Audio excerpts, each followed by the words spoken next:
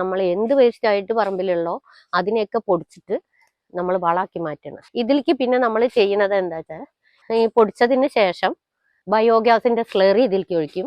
അതേപോലെ പശുവിനെ കഴുകണ തൊഴുത്തിന്റെ വെള്ളം എല്ലാം ചേർത്ത് മിക്സ് ചെയ്യും. പശുവിന്റെ മൂത്രമൊക്കെ ചെല്ലുന്ന സമയത്ത് അത് വേഗം കമ്പോസ്റ്റ് ആവാൻ സാധ്യത ഉണ്ട്.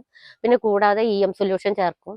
ഇപ്പൊ ഞങ്ങൾ സൊല്യൂഷൻ ചേർക്കാറില്ല, കാരണം നമുക്ക് പെട്ടെന്ന് ആവശ്യം വരുന്നുണ്ട്. സൊല്യൂഷൻ ഞാൻ ഉണ്ടാക്കാറാണ് പതിവ്. ഇപ്പൊ എനിക്ക് അതിന്റെ സമയം കിട്ടിയിട്ടില്ല എന്നുള്ളത് കാരണം കൊണ്ട്, കുറച്ച് തിരക്കിലായതുകൊണ്ട് ഉണ്ടാക്കിയത്. അപ്പൊ ഇതിൽ നമ്മൾ സൊല്യൂഷൻ ഇപ്പൊ ചേർത്തിട്ടില്ല. പക്ഷെ പശുവിന്റെ യൂറിൻ തന്നെ ചെന്നാൽ തന്നെ വേഗം നമുക്കിത് കമ്പോസ്റ്റ് ആയി മാറും. ബയോഗ്യാസിന്റെ സ്ലറി പിന്നെ ഇനി ഇതിൽ സ്യൂഡോമോണസ് പിന്നെ ചാണകം കൂടി ചേർത്തിട്ടാണ് നമ്മൾ ഇവിടെ എന്തൊരു കൃഷി ചെയ്യുന്നത് അതിന് എല്ലാറ്റിനും നമ്മൾ ഇതാണ് വളമായിട്ട് ഉപയോഗിക്കുന്നത്. പുറത്തുനിന്ന് നമ്മൾ ഒരു വളവും മേടിക്കുന്നില്ല.